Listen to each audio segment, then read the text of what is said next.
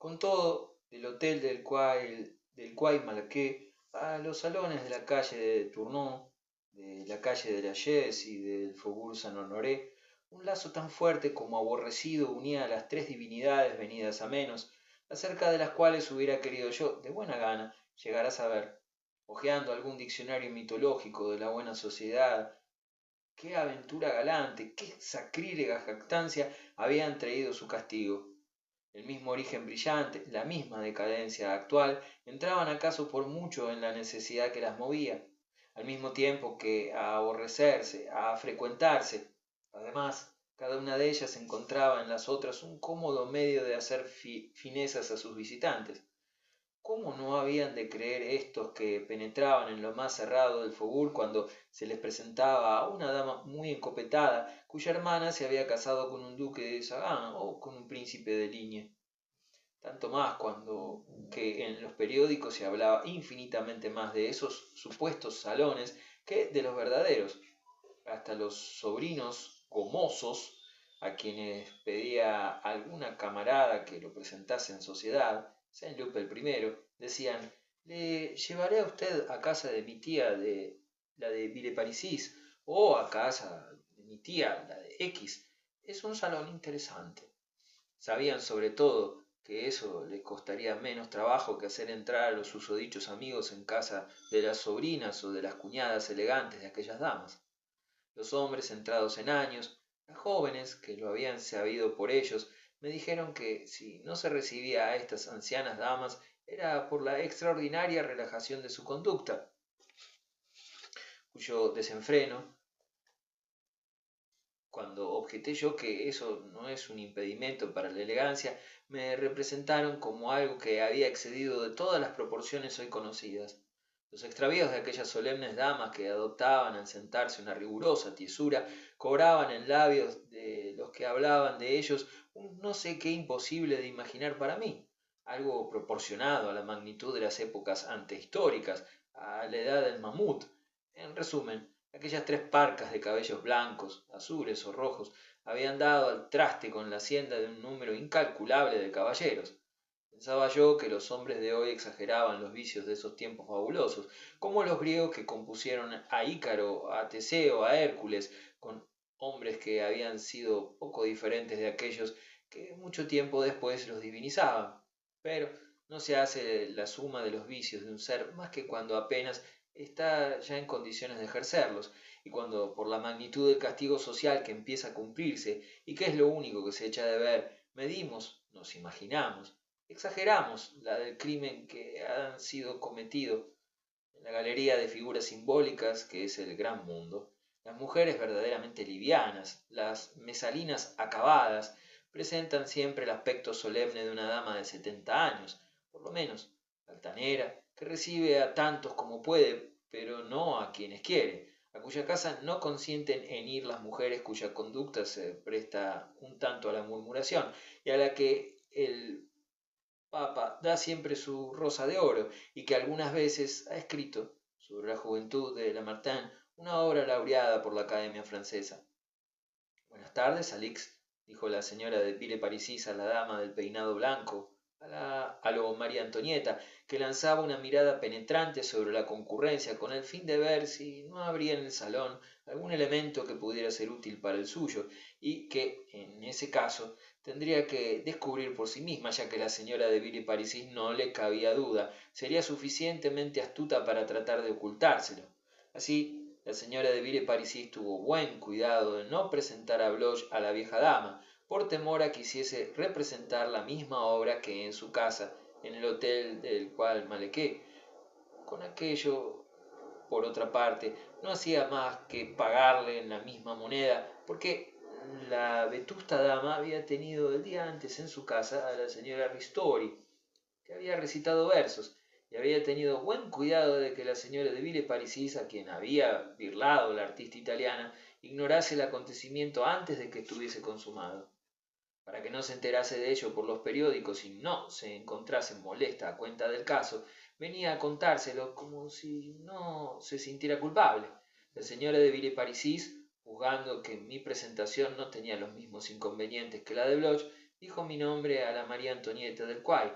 Ésta, buscando en su senectud aquella línea de diosa de Kotzebue que había hace muchos años hechizado a la juventud elegante y que celebraban ahora en versos de pie forzado algunos falsos hombres de letras. Además, había tomado la costumbre de la tiesura altanera y compensadora común a todas las personas a las que una desgracia particular obliga a ser ellas perpetuamente quienes tomen la iniciativa. Inclinó ligeramente la cabeza con una majestad glacial y volviéndola a otra parte no se ocupó más de mí, como si yo no hubiera existido. Su actitud de doble fin parecía decir a la señora de Villeparisis: ya ve usted que no concedo importancia a una relación más o menos, y que los jovencitos, desde ningún punto de vista, mala lengua, no me interesan. Pero, cuando un cuarto de hora después se retiró, aprovechándose del barullo, me deslizó al oído que fuese a su choza el viernes siguiente, con una de las tres cuyo nombre deslumbrador, por lo demás, ella era Lucille de nacimiento, me produjo un efecto prodigioso. Creo que quiere usted escribir algo sobre la duquesa de Montmorency, caballero, dijo la señora de Villeparisis al historiador de la Fronda, con aquella expresión malhumorada que, a pesar suyo, tornaba ceñuda su extraordinaria amabilidad por las arrugas de enfado, el despecho fisiológico de la vejez, tanto como por la afectación de imitar el tono casi aldeano de la antigua aristocracia. Voy a enseñarle a usted su retrato, el original de la copia que está en el Louvre. Se levantó, dejando sus pinceles junto a las flores y el delantalito que apareció entonces en su cintura y que llevaba, para no ensuciarse con los colores, aumentaba aún la impresión casi de campesina que daban su gorro y sus gruesas gafas, y que contrastaba con el lujo de su servidumbre, del maestresala que había traído el té y los pastelillos, del mozo de librea a quien llamó para que alumbrase el retrato de la duquesa de Montmorency, abadesa de uno de los capítulos más célebres del Este. Todo el mundo se había puesto de pie.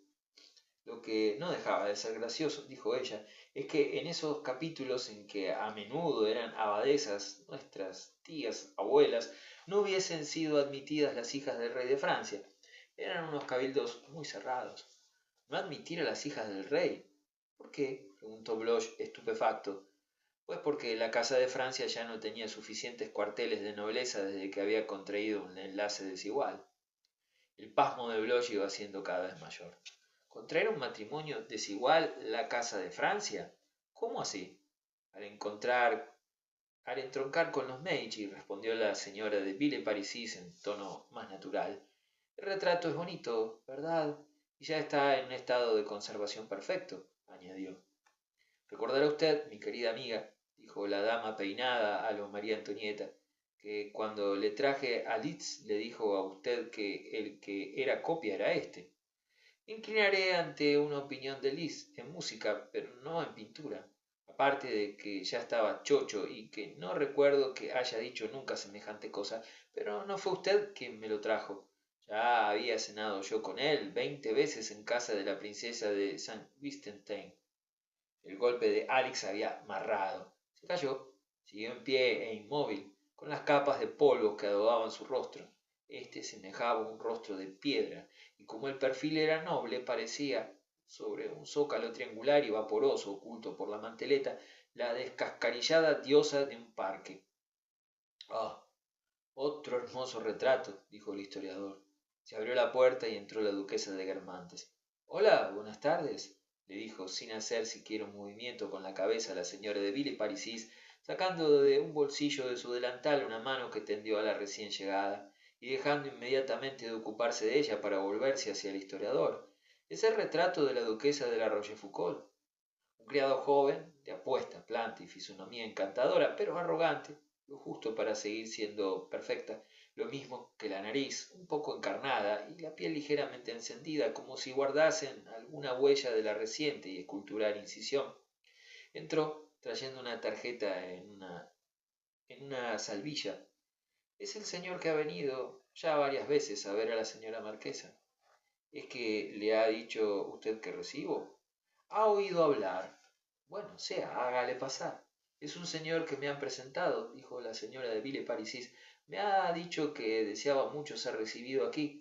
Yo nunca le he autorizado a que viniese, pero, en fin, ya va de 5 veces que se toma esa molestia. No hay que irritar a la gente. Caballero, me dijo a mí. Y usted, señor, añadió apuntando al historiador de la fronda, les presento a ustedes a mi sobrina, la duquesa de Guermantes.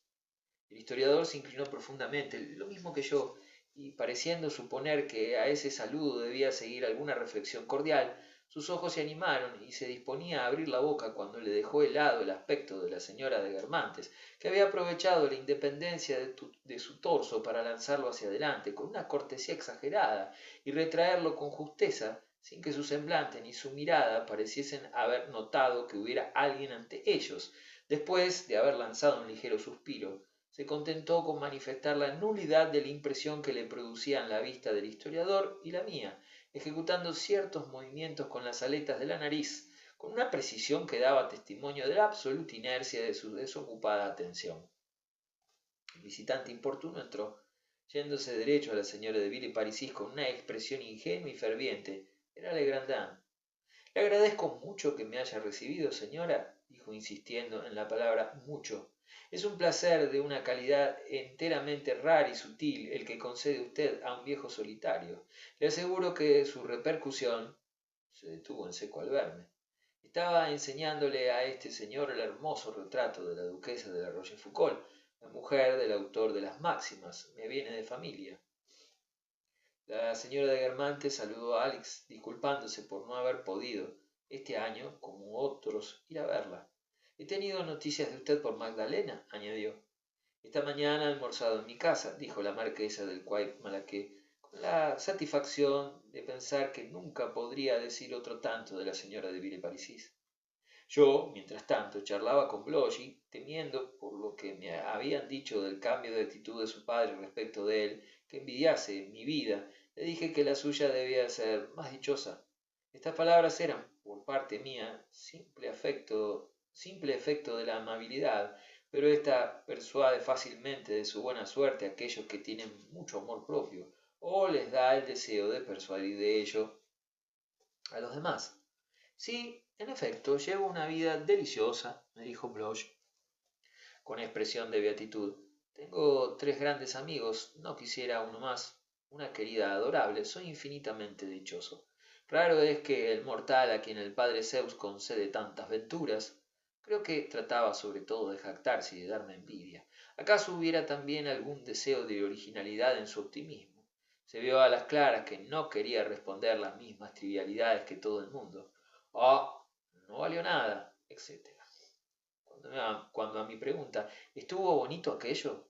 Formulada a propósito de una matiné con baile dada en su casa y a la que yo no había podido asistir, me respondió en su tono igual, indiferente, como si se hubiese tratado de otro.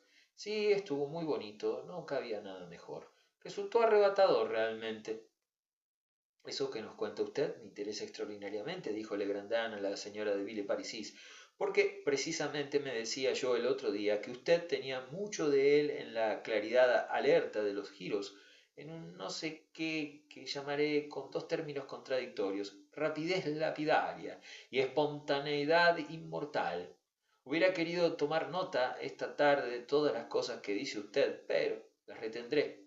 Son con una frase que creo que es de Joubert, amigas de la memoria. ¿No ha leído usted nunca Joubert? Le habría gustado tanto. Esta misma noche me permitiré enviarle a usted sus obras, orgullosísimo de presentarle a usted su talento. No tenía la fuerza que usted, pero también tenía gracia y mucha. Yo había querido ir a saludar enseguida a Legrandin, pero éste se mantenía constantemente tan lejos de mí como podía, sin duda con la esperanza de que yo no oyese las lisonjas que, con un gran refinamiento de expresión, no cesaba de prodigar, con cualquier motivo, a la señora de Villeparisis. Esta se encogió de hombros, sonriendo, como si hubiera querido burlarse, y se volvió al historiador. Y esta es la famosa María de Rohan, duquesa de Chevreuse, que estuvo casada en primeras nupcias con el señor de Liniers. Querida, la señora de Liniers me hace pensar en Yolanda. Ha estado ayer en casa. Si llego a saber que no tenía usted la tarde comprometida con nadie, la hubiera mandado a buscar. La señora Ristori que llegó de improviso, dijo delante del mismo autor unos versos de la reina Carmen Silva. Era una hermosura. ¡Qué perfidia!, pensó la señora de Villeparisis. Seguramente de eso es de lo que le hablaba en voz baja el otro día a la señora de Bellancourt y a la de Japonais. Estaba libre, pero no hubiera ido, respondió. He oído a la Ristori en sus buenos tiempos, ahora ya no es más que una ruina, y además detesto los versos de Carmen Silva. La Ristori ha venido aquí una vez, la trajo la duquesa de Aosta para que dijese un canto de infierno del Dante. Ahí sí que es incomparable. Alix soportó el golpe sin desfallecer. Su mirada era penetrante y vacía, su nariz noblemente arqueada, pero una mejilla se desconchaba. Ligeras vegetaciones extrañas, verdes y sonrosadas, invadían la barbilla. Quizás un invierno más la echase abajo. Mire usted, caballero, si le gusta a usted la pintura, vea el retrato de la señora de Montmorency, dijo la señora de Villeparisis a Legrandin, para atajar los cumplidos que volvían a empezar. Aprovechándose de que Legrandin se había alejado, la señora de Guermantes se lo señaló a su tía con una mirada irónica e interrogadora. Es el señor Legrandin, dijo a media voz la señora de Villeparisis. Tiene una hermana que se llama la señora de Cambremer, cosa que, por otra parte, no debe de decirte más que a mí. ¿Cómo? Pero si la conozco perfectamente, exclamó poniéndose la mano ante la boca la señora de Guermantes. Por mejor decir, no la conozco, pero no sé qué ventolera le ha dado a Bazán, que encuentra Dios sabe dónde al marido, de decirle a esa mujerota que fuese a verme. No puedo decirle a usted lo que ha sido su visita. Me ha contado que ha estado en Londres, me ha enumerado todos los cuadros del British, aquí donde usted me ve. En cuanto salga de su casa voy a dejar tarjeta en casa de ese monstruo. Y no cree usted que sea de las más fáciles, porque con el pretexto de que está organizando siempre, se la encuentra en casa y vaya una a las 7 de la tarde o a las 9 de la mañana, está dispuesta a ofrecerte tartas de fresa. Pues claro que sí. Vamos, es un monstruo, dijo la señora de Guermantes, respondiendo una mirada interrogativa de su tía. Es una persona imposible, dice plumífero, en fin, cosas por ese estilo. ¿Qué quiere decir eso de plumífero?, preguntó la señora de Villeparisis a su sobrina. Y yo qué sé, exclamó la duquesa con fingida indignación. No quiero saberlo, yo no hablo ese francés. Y al ver que su tía no sabía realmente qué quería decir plumífero, por darse la satisfacción de demostrar que era tan sabia como un purista y por burlarse de su tía después de haberse burlado de la señora de Cambremer, sí, dijo con una risita que reprimían los restos del mal humor afectado, todo el mundo lo sabe, un plumífero es un escritor, cualquiera que tiene una pluma. Pero es una palabra horrorosa, es como para que se le caigan a una las muelas del juicio. Lo que es a mí jamás me harían decir semejante cosa. ¿Cómo? ¿Es el hermano? Aún no me he enterado. Pero en el fondo no es inverosímil. Ella tiene la misma humildad de Salto de Cama y los mismos recursos de biblioteca circulante. Es tan aduladora como él y tan insoportable. Empiezo a hacerme bastante bien a la idea de ese parentesco. Siéntate, vamos a tomar un poco de té, dijo la señora de Villeparisis a la de Guermantes. Sírvete tú misma. Tú no necesitas ver los retratos de tus tatarabuelas, los conoces tan bien como yo. La señora de Villeparisis volvió bien pronto a sentarse y se puso a pintar. Todo el mundo se acercó a ella, circunstancia que aproveché para ir hacia Legrandin, y como no encontraba nada culpable en su presencia en casa de la señora de Villeparisis, le dije, sin pensar hasta qué punto iba a la vez a ofenderle y hacerle creer en la intención de ofenderle. Vaya, caballero, casi estoy disculpado por estar en un salón, ya que le encuentro a usted en él. El señor Legrandin dedujo de estas palabras, tal fue al menos el juicio que formuló respecto a mí días más tarde, que yo era una criatura fundamentalmente atravesada, que sólo me complacía en el mal. Ya podía usted tener la cortesía de empezar por saludarme, me respondió sin darme la mano y con una voz irritada y vulgar que yo no sospechaba en él, y que, sin guardar la menor relación racional con lo que decía de costumbre, tenía otra más inmediata y palmaria con algo que sentí en aquel momento. Y es que aquello que sentimos, como estamos decididos a ocultarlo siempre, no hemos pensado nunca en la forma en que lo expresaríamos. y de repente lo que se deja oír en nosotros es una bestia inmunda y desconocida cuyo acento a veces puede llegar a dar a aquel que recibe esta confidencia involuntaria, elíptica y casi irresistible de vuestro defecto o de vuestro vicio, tanto miedo como el que produciría la confesión subitánea, indirecta y extrañamente proferida por un criminal que no pudiese menos de confesar un crimen de que no le sabíais culpable. Yo, naturalmente, sabía muy bien que el idealismo, aun subjetivo, no impide a grandes filósofos seguir siendo unos glotones o presentarse con tenacidad en la academia.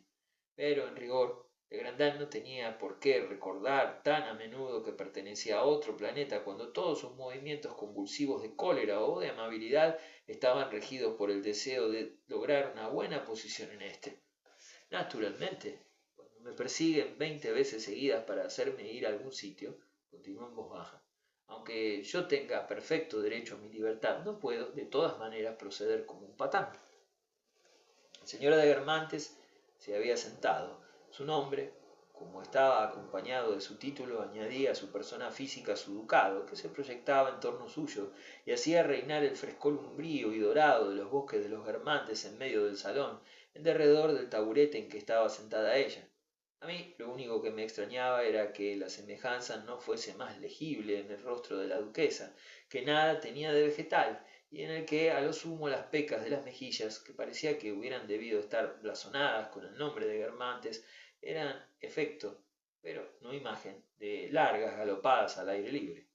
Más tarde, cuando hubo llegado a serme indiferente, conocí muchas particularidades de la duquesa, y especialmente, para atenerme de momento a aquella cuyo hechizo sufría yo ya entonces sin saber distinguirla, sus ojos, en que estaba cautivo como en un cuadro el cielo azul de una tarde de Francia, ampliamente despejado, bañado en luz hasta cuando ésta no brillaba, y una voz que se hubiera creído, por los primeros sonidos roncos, canallesca casi, en la que se arrastraba, como en las gradas de la iglesia de Combray o en la pastelería de la plaza, el oro perezoso y craso de un sol de provincias.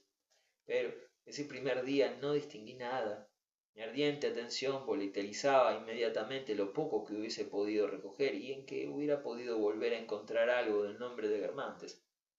En todo caso, me decía que era realmente ella lo que designaba para todo el mundo el nombre de duquesa de Guermantes. La vida inconcebible que ese nombre significaba la contenía realmente aquel cuerpo. Acababa de introducirla en medio de unos seres indiferentes, en este salón que le acercaba por todas partes y sobre el cual ejercía una reacción tan viva que me parecía ver allí donde esa vida dejaba de extenderse que una orla de efervescencia delimitaba sus fronteras, en la circunferencia que recortaba sobre el tapiz el globo de la falda del Pekín azul, en las claras pupilas de la duquesa, en la intersección de las preocupaciones, de los recuerdos, del pensamiento incomprensible, desdeñoso, divertido y curioso que la llenaban, y de las imágenes extrañas que en ella se reflejaban. Quizás me hubiera impresionado un poco menos de haberla encontrado en casa de la señora de Villeparisis una tarde cualquiera, en lugar de verla así, en uno de estos días de la marquesa, en uno de esos tés que no son para las mujeres más que un breve alto en medio de su salida, y en los que, al conversar, puesto el sombrero con que acaban de hacer sus compras, traen a la hilera de salones la calidad del aire de afuera y dan más luz a París al final de la tarde que los altos ventanales abiertos en que se oye el rodar de las victorias. La señora de Guermantes estaba tocada con un sombrero de paja florido, de asinos, y lo que estos me evocaban no eran los soles de los años remotos sobre los surcos de Combray, y que tantas veces había cogido yo esas flores en la pendiente inmediata al seto de Townsendville.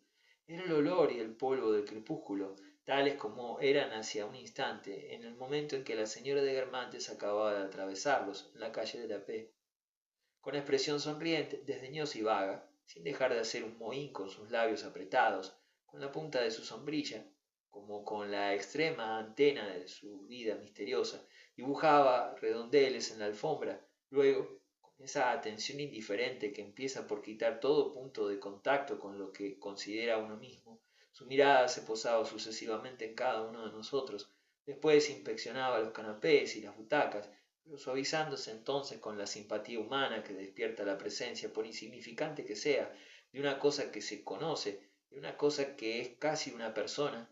Aquellos muebles no eran, como nosotros, pertenecían vagamente a su mismo mundo, estaban ligados a la vida de su tía.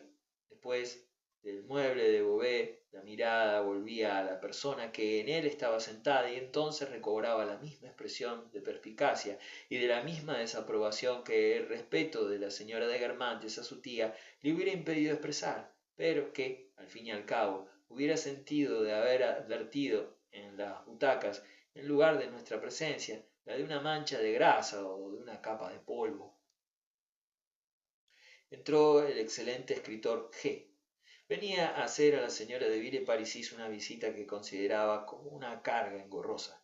La duquesa, encantada de volver a encontrarlo, no le hizo sin embargo la menor seña, pero él, con la mayor naturalidad, fue al lado de ella, ya que el hechizo que poseía, su tacto, su simplicidad, hacían que la considerase como una mujer de talento.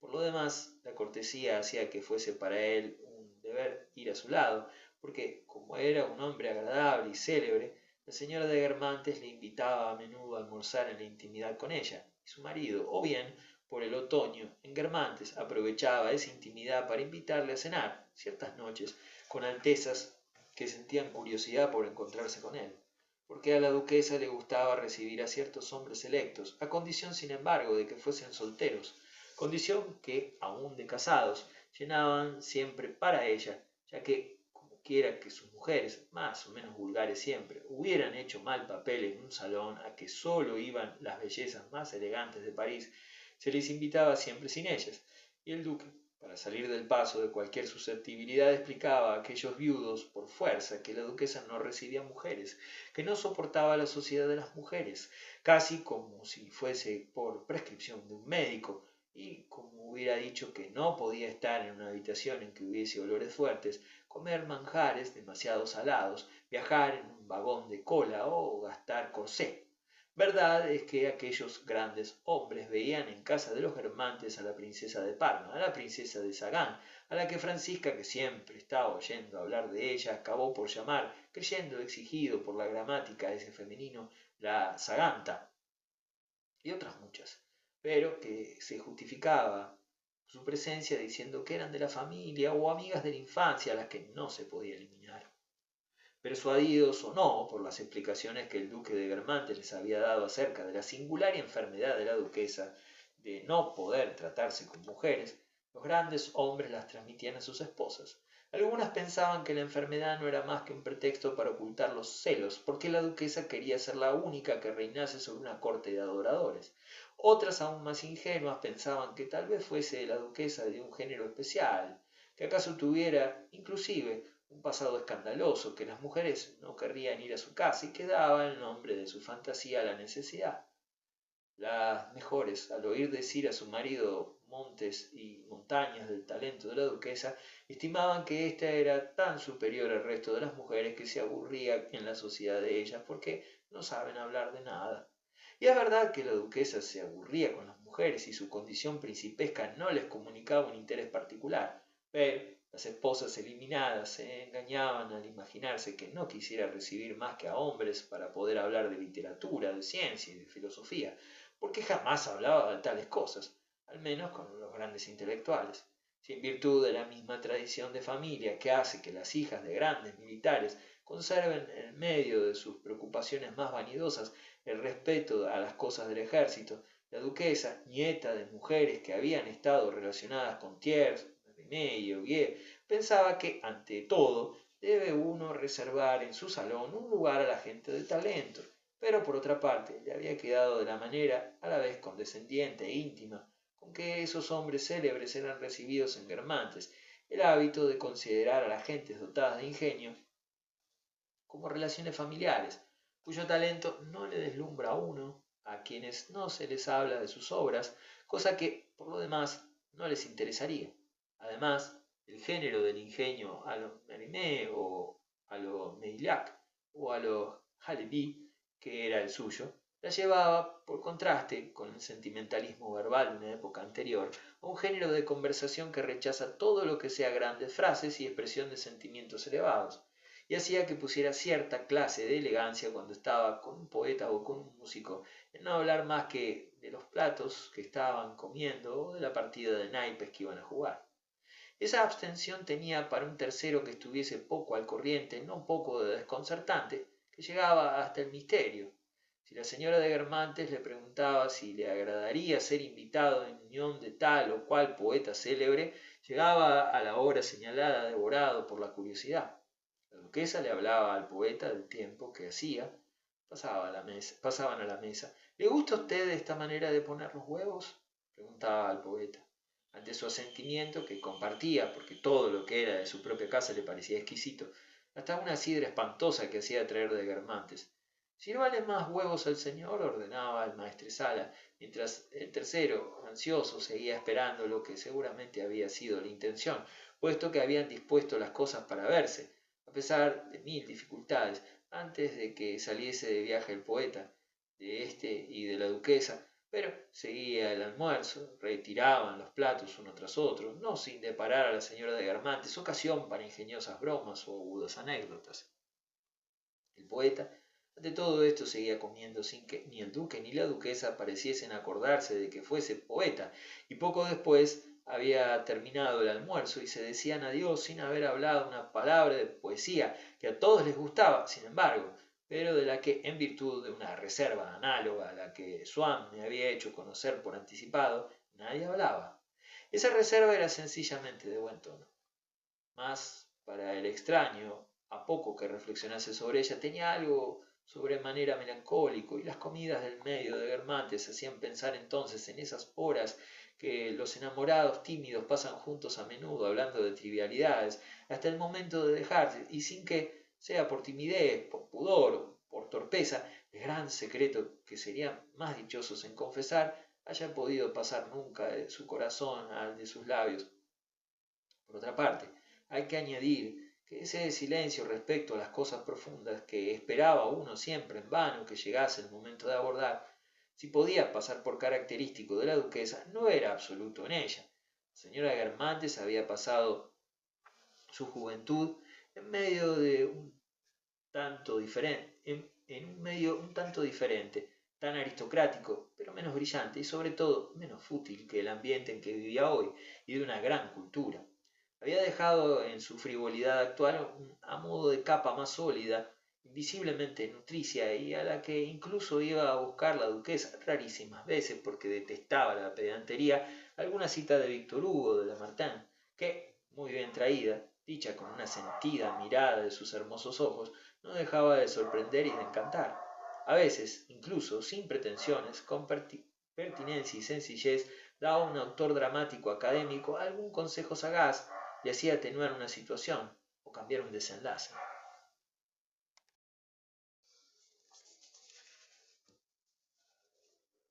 Si en el salón de la señora de Villeparisis, lo mismo que en la iglesia de Combray, en la boda de la señorita de Percipied, me costaba trabajo encontrar en el hermoso rostro demasiado humano de la señora de Guermantes, la incógnita de su nombre, pensaba, por lo menos, que cuando hablaba, su charla, profunda, misteriosa, tendría una extraña calidad de tapicería medieval, de vidriera gótica, mas para que no me hubiera sentido defraudado por las palabras que oyese pronunciar a una persona que se llamaba señora de Guermantes.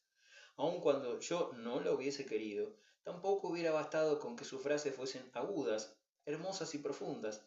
Hubiera sido preciso que reflejasen el color amaranto de la última sílaba de su nombre, aquel color que desde el primer día me había chocado no encontrar en su persona, y que yo había hecho refugiarse en su pensamiento. Naturalmente, que ya había oído a la señora de Villeparisis, a Saint-Loup y a agentes cuya inteligencia no tenía nada de extraordinario, pronunciar sin preocupación alguna ese nombre de Guermantes, sencillamente como si fuese una persona que iba a venir de visita o con la cual hubiese uno de almorzar, sin que parecieran percibir en ese nombre aspectos de bosques amarillentos y todo un misterioso rincón de provincias.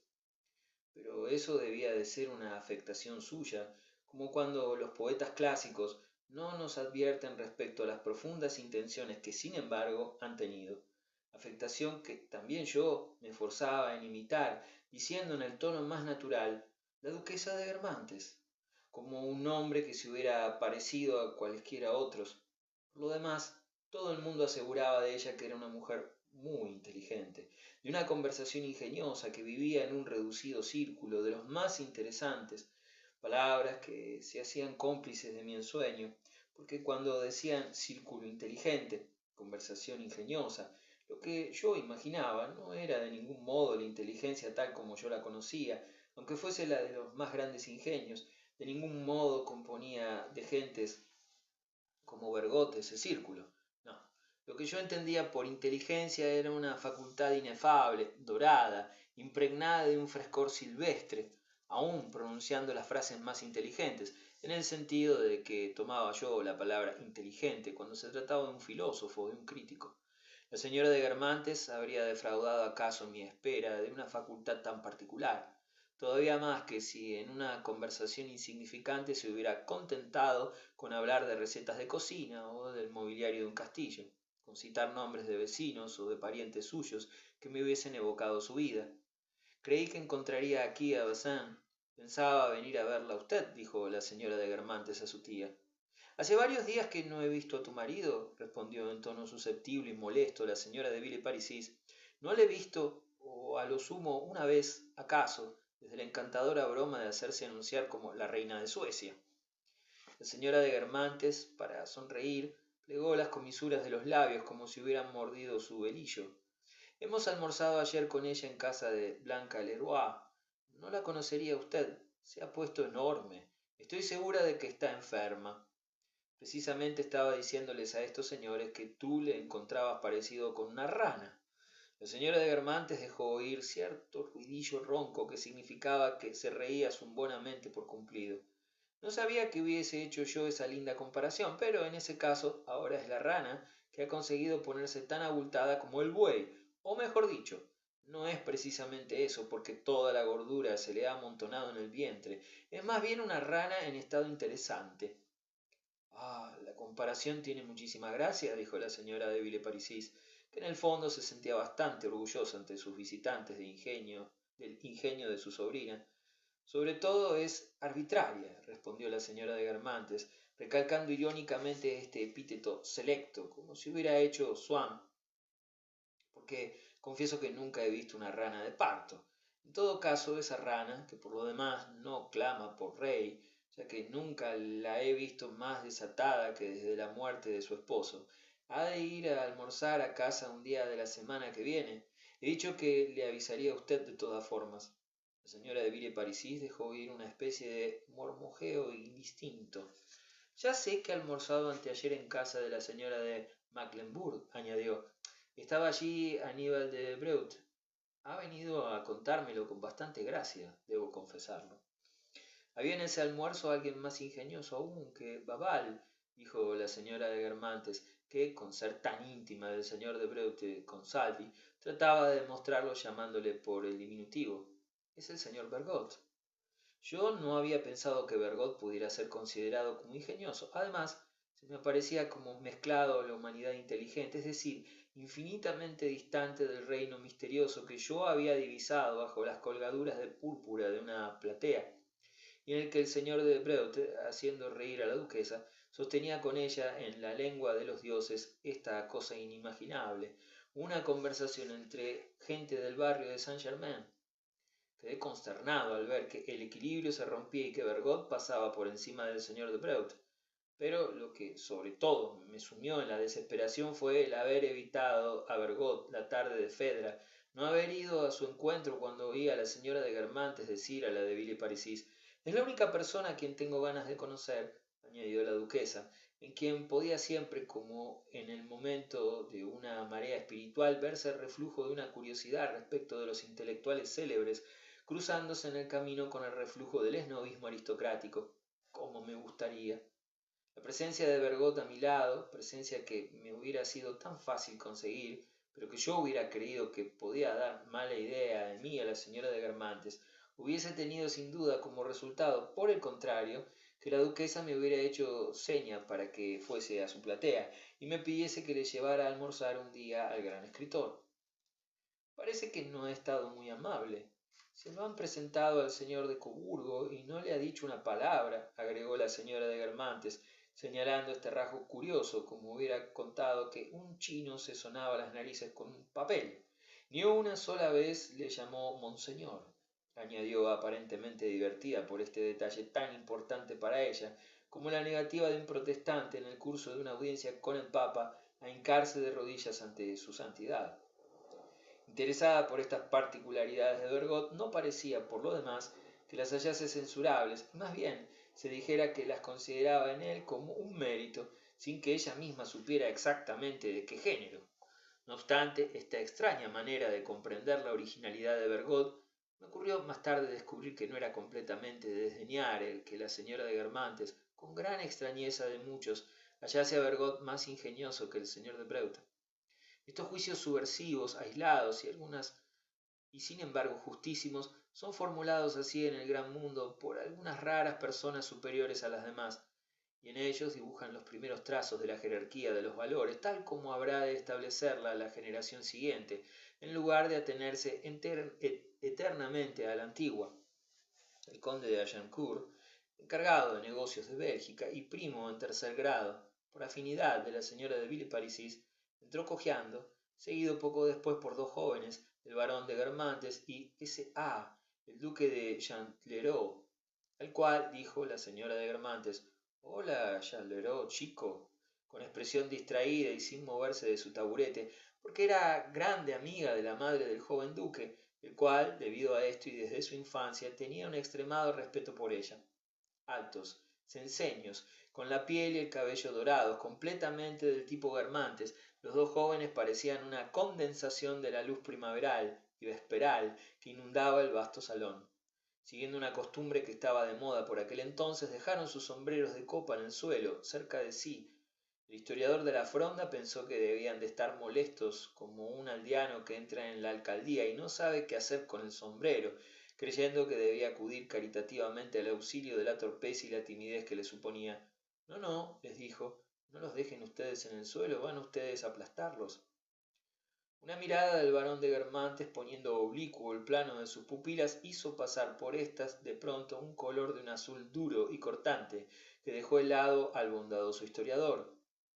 «¿Cómo se llama ese caballero?», me preguntó el barón, que acababa de serme presentado por la señora de Villeparisis. «El señor Pierre», respondí a media voz. «¿Pierre qué?». «Pierre es su apellido, es un historiador de gran valía». «Ah, si lo dice usted».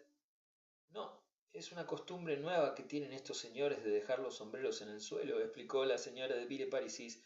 «A mí me pasa lo que a usted, que no acabo de hacerme a ella, pero prefiero eso a lo que hace mi sobrino Roberto, que siempre deja el sombrero en la antesala. Le digo cuando lo veo entrar así que parece el relojero y le pregunto si viene a dar cuerda a los relojes». «Hace un momento hablaba usted, señora marquesa, del sombrero del señor Molé. No tardaremos en llegar a hacer lo que Aristóteles en el capítulo de los sombreros», dijo el historiador de la Fronda, algo más tranquilo gracias a la intervención de la señora de Villeparisis, pero así y todo, con una voz tan débil aún, que salvo yo, no le oyó nadie. «La verdad es que es pasmosa la duquesita», dijo el señor de Agincourt, señalando a la señora de Guermantes, que hablaba con G. «En el momento en que hay un salón, algún hombre que esté de moda se le encuentra siempre al lado de ella. Evidentemente no puede ser nadie más que el sumo pontífice el que esté con ella. No pueden ser todos los días Borelli, Schlumberger o Davenel, pero entonces serán Pierre Loti o Edmond Rostand. Ayer tarde, en casa de los Boudeville, donde, entre paréntesis, estaba espléndida con su diadema de esmeraldas, con un magnífico traje rosa de cola, tenía a un lado al señor de Chanel, al otro al embajador de Alemania. Se las tenía tiesas a propósito de la China. El gran público, que estaba en una distancia respetuosa y no oía lo que se decían, se preguntaba si no iba a estallar una guerra. La verdad es que parecía una reina que sostenía un asedio. Todos se habían acercado a la señora de Villeparisis para verla pintar. «Esas flores son de un rosa verdaderamente celeste», decía Legrandin. «Quiero decir, color de cielo rosa, porque hay un rosa celeste como hay un azul celeste». Pero, murmuró, tratando de que sólo le oyese la marquesa, creo que aún me inclino más a lo sedoso, al encarnado vivo de la copia que hace usted de ellas. Ah, dejó usted muy atrás a Pisanello y a Van Huysen y su herbario minucioso y muerto. Un artista, por modesto que sea, acepta siempre verse preferido a sus rivales y se limita a tratar de hacerle justicia. Lo que a usted le produce ese efecto es que ellos pintaban flores de aquel tiempo, que ya no conocemos, pero tenían una gran maestría. Ah, flores de aquel tiempo, qué ingenioso, exclamó Legrandin. Pinta usted, en efecto, flores de cerezo o rosas de mayo muy hermosas, dijo el historiador de la Fronda, no sin alguna vacilación en cuanto a la flor, pero con aplomo en la voz, porque empezaba a olvidar el incidente de los sombreros. No, son flores de manzano, dijo la duquesa de Guermantes dirigiéndose a su tía. Ah, ya veo que eres buena campesina, sabes distinguir las flores lo mismo que yo. Ah, sí, es verdad, pero yo creía que había pasado ya el tiempo de los manzanos, dijo al buen Tuntún el historiador de la Fronda para disculparse. No, al contrario, aún no han echado flor, no estarán en flor hasta dentro de 15 días, de 3 semanas acaso, dijo el archivero que, como administraba hasta cierto punto las propiedades de la señora de Villeparisis, estaba más al corriente de las cosas del campo. Sí, y aun eso en los alrededores de París, donde están muy adelantados. En Normandía, por ejemplo, en casa del padre de este, dijo ella señalando al duque de Chantellerault, que tiene unos pomares magníficos a orillas del mar, como en un biombo japonés, no se ponen realmente de color rosa hasta después del 20 de mayo. Yo no los veo nunca, dijo el joven duque, porque me dan la fiebre del heno. Mire usted qué grande esto. La fiebre del heno. Nunca he oído hablar de ella, dijo el historiador. Es la enfermedad de moda, dijo el archivero. Eso, según, quizás no le diese a usted si fuese un año en que hubiera manzana. Ya sabe usted el dicho del normando. Para un año que hay manzanas, dijo el señor de Agincourt, que sin ser francés del todo trataba de dárselas de parisiens. Tienes razón, respondió a su sobrina la señora de Villeparisis. Son flores de manzano del mediodía. Una florista me ha mandado estas ramas, rogándome que las aceptase. Le chocará a usted, señor Valmer, dijo volviéndose al archivero, que una florista me mande ramas de manzano, pero, a pesar de ser una vieja, conozco gente, tengo algunos amigos, añadió sonriendo por sencillez, según creyó la mayor parte de los presentes, o más bien, a lo que me pareció, porque encontraba divertido envanecerse de la amistad de una florista cuando se tenían relaciones tan encopetadas. Bloch se levantó para ir a admirar a su vez las flores que pintaba la señora de Villeparisis. Así como así, marquesa, dijo el historiador volviendo a su asiento, aun cuando volviese una de esas revoluciones que tan a menudo han ensangrentado la historia de Francia, y en estos tiempos en que vivimos, Dios mío, no puede uno saber, añadió lanzando una mirada circular y circunspecta, como para ver si había alguno de la cáscara amarga en el salón, aunque no lo esperase. Con un talento como ese y con sus 5 lenguas, siempre estará usted segura de salir adelante. El historiador de la Fronda paladeaba cierto descanso porque se había olvidado de sus insomnios, pero de pronto recordó que hacía 6 días que no había dormido y entonces una ruda fatiga nacida de su mente se apoderó de sus piernas, le hizo encorvar la espalda y su rostro desolado colgaba semejante al de un viejo. Bloch quiso hacer un ademán para expresar su admiración, pero de un codazo tiró el vaso en que estaba la rama y toda el agua se vertió sobre el tapiz. ¿Tiene usted verdaderamente dedos de hada? Dijo la marquesa. El historiador que dijo a la marquesa el historiador que, como estaba vuelto de espaldas a mí en aquel momento, no se había dado cuenta de la torpeza de Bloch, pero éste creyó que la frase se aplicaba a él y para ocultar bajo una insolencia la vergüenza de su desmaño, no tiene ninguna importancia, dijo, porque no me he mojado. Señora de Villeparisis llamó y un lacayo vino a secar el tapiz y a recoger los pedazos de cristal. El señor invitó a su matiné a los 2 jóvenes, así como a la duquesa de Guermantes, a la que advirtió: no te olvides de decirle a Gisela y a Berta, las duquesas de Orgeron y de Portefin, que estén aquí un poco antes de las 2 para ayudarme, como hubiera dicho a unos maestresalas contratados para la fiesta que viniesen antes de la hora para preparar las compoteras. No tenía con sus parientes principescos, como tampoco con el señor de Norpois, ninguna de las amabilidades que tenía para con el historiador, para con Cottard, para con Bloch, para conmigo, y parecía que aquellos no tuviesen para ella otro interés que el de ofrecerlos como pasto a nuestra curiosidad. Es que sabía que no tenía por qué molestarse por unas gentes para quienes no era una mujer más o menos brillante, sino la hermana susceptible y tratada con miramientos de su padre o de su tío. De nada le hubiera servido tratar de brillar ante ellos, a quienes no podía engañar con eso en cuanto a lo sólido o lo endeble de su situación, aparte de que conocían mejor que nadie su historia y respetaban la ilustre casta de la que había nacido.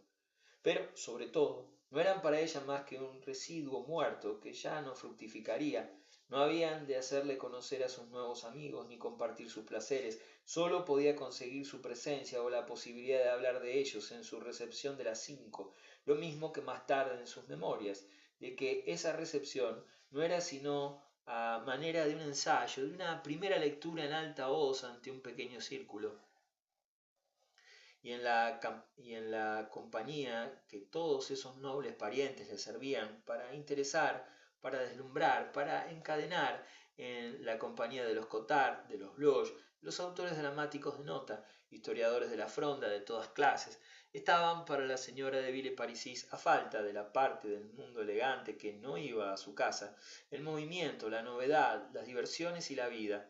De toda esa gente era de quien podía obtener ventajas sociales, que bien valían la pena de que les hiciese encontrarse a veces, sin que la conociesen nunca, con la duquesa de Guermantes, almuerzos con hombres notables cuyos trabajos le habían interesado, una ópera cómica o una pantomima que el autor en persona dirigía, ponía y hacía representar en su casa, palcos para espectáculos curiosos. Bloch se puso en pie para marcharse. Había dicho en voz alta que el incidente del vaso con flores volcado no tenía ninguna importancia, pero lo que decía por lo bajo era diferente, más diferente aún lo que pensaba. Cuando no se tienen criados suficientemente bien enseñados para saber colocar un vaso sin peligro de empapar y aún herir a los visitantes, no se mete uno en estos lujos, rezongaba por lo bajo.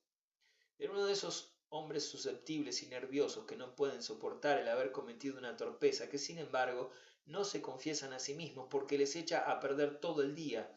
Furioso, se sentía lleno de pensamientos negros, no quería volver a frecuentar más el gran mundo. Era ese momento en que hace falta un poco de distracción. Afortunadamente la señora de Villeparisis iba a hacerle quedarse un segundo después, fuera porque conociese las opiniones de sus amigos y la ola de antisemitismo que empezaba a alzarse, o bien fuera por distracción, no lo había presentado a las personas que se encontraban allí. Él, sin embargo, como tenía poco mundo, creyó que al marcharse debía saludarlas para demostrar su trato social, pero sin ninguna habilidad, inclinó varias veces la frente, hundió el barbudo mentón en el cuello postizo, mirando sucesivamente a cada uno a través de sus lentes con expresión fría y descontenta. Pero la señora de Villeparisis le detuvo. Aún tenía que hablarle de la comedieta en un acto que había de representarse en su casa, y, por otra parte, no hubiera querido que se fuese sin haber tenido la satisfacción de conocer al señor de Norpois, al que le extrañaba no ver entrar, y aun cuando esta presentación fuese superflua, puesto que Bloch estaba ya resuelto a convencer a los dos artistas de quienes había hablado para que viniesen a cantar gratis a casa de la marquesa, en interés de su propia gloria, en una de aquellas recepciones que frecuentaba la flor innata de Europa.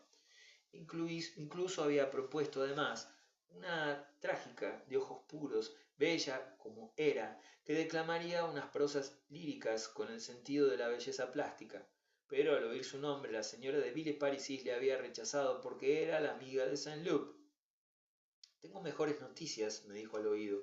Creo que eso ya no se sostiene más que con un ala y que no tardarán en estar separados a pesar de un oficial que ha desempeñado un papel abominable en toda esa historia, añadió, porque la familia de Roberto empezaba a aborrecer de muerte al señor de Borodino, que había dado la licencia para brujas a instancias del peluquero y que acusaba de favorecer unas relaciones infames.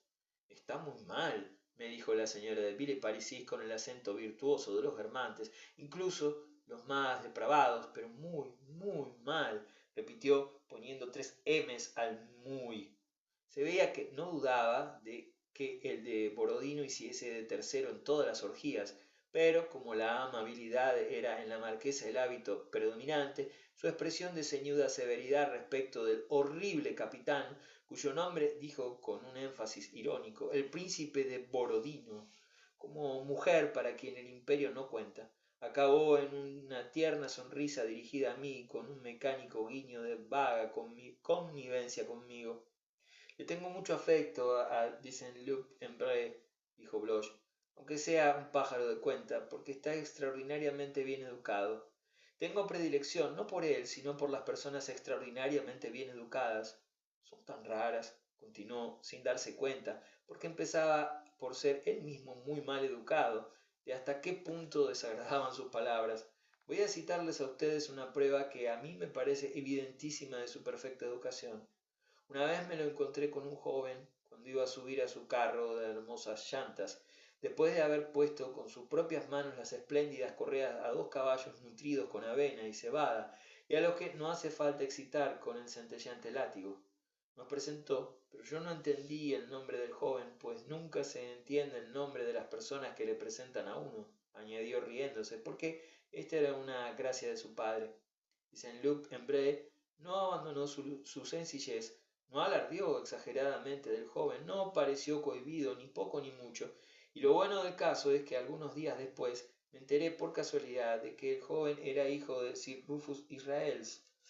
El final de la historia pareció menos chocante que su comienzo porque resultó incomprensible para los presentes. En efecto, Sir Rufus Israels, que a Bloch y a su padre le parecía un personaje casi regio, ante el cual debería temblar Saint-Loup, era, por el contrario, a los ojos del círculo de Guermantes, un extranjero advenedizo, tolerado por la buena sociedad, pero de cuya amistad no se le hubiera ocurrido a nadie enorgullecerse, ni mucho menos. Lo he sabido, dijo Bloch, por el apoderado de Sir Rufus Israels, que es amigo de mi padre y un hombre lo que se dice extraordinario. Ah, un individuo absolutamente curioso, añadió con la energía afirmativa, con el acento de entusiasmo que sólo se ponen en aquellas convicciones que uno no se ha formado por sí mismo. Bloch se había mostrado encantado ante la idea de conocer al señor de Norpois. Me hubiera gustado, decía, hacerle hablar de la cuestión Dreyfus. Hay una mentalidad en eso que no conozco bien y no dejaría de ser sabroso hacer una interview a este eminente diplomático, dijo en tono sarcástico, porque no pareciera que se consideraba inferior al embajador.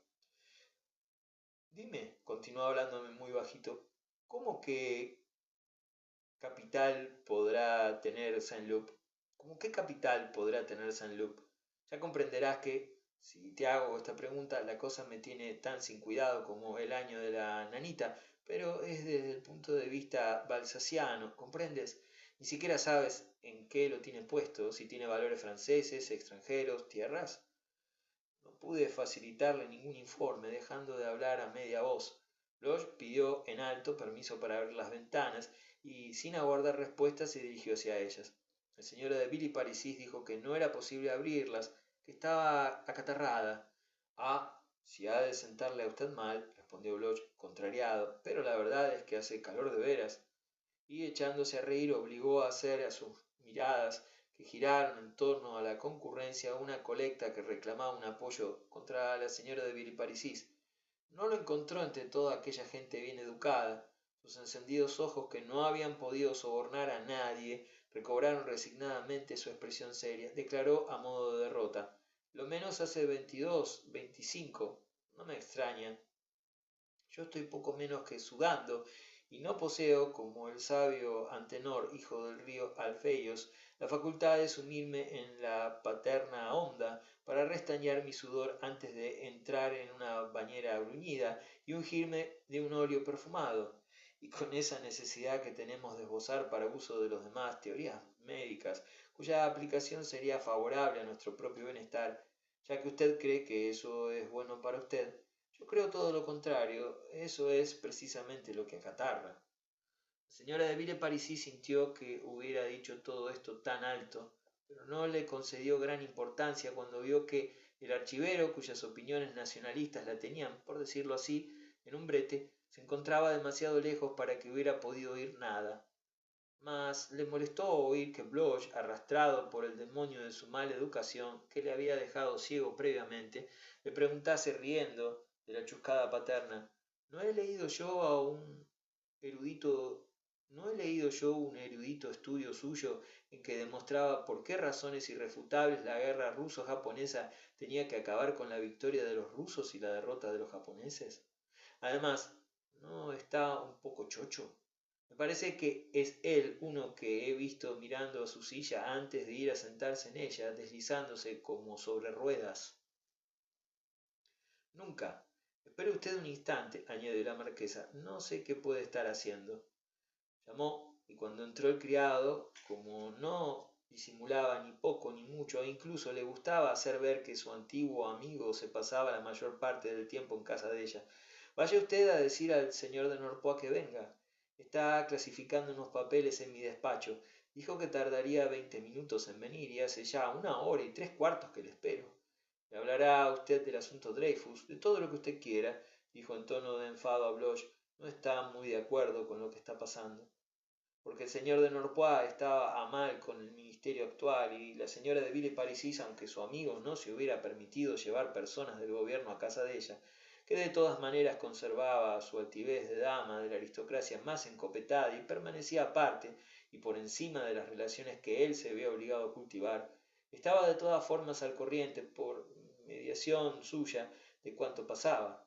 Tampoco los políticos del régimen se hubieran atrevido a pedir al señor de Norpois que les presentase a la señora de Villeparisis, pero algunos de ellos habían ido a buscarle a casa de ésta, en el campo, cuando habían tenido necesidad de su concurso en circunstancias graves. Sabían la dirección, iban al castillo. No conocían a la castellana, pero ésta a la hora del almuerzo decía: sé que han venido a molestarle a usted. ¿Van mejor las cosas? ¿Tiene usted mucha prisa?, preguntó la señora de Villeparisis a Bloch. No, no. Quería marcharme porque no estoy muy bien. Es más, andamos a ver si voy a tomar agua a Vichy para reponerme de la vesícula biliar, dijo, articulando estas palabras con una ironía satánica. Hombre, pues precisamente mi sobrino, Charleroi, tiene que ir allí. Debían ustedes arreglar las cosas de modo que fuesen juntos. ¿Está todavía ahí? Es muy amable. ¿Sabe usted? Dijo la señora de Villeparisis, acaso de buena fe, y pensando que dos personas a las que ella conocía no tenían ninguna razón para no trabar amistad entre sí. Ah, no sé si a él le hará gracia. No le conozco casi. Ahí está, más allá, dijo Bloch, confuso y encantado.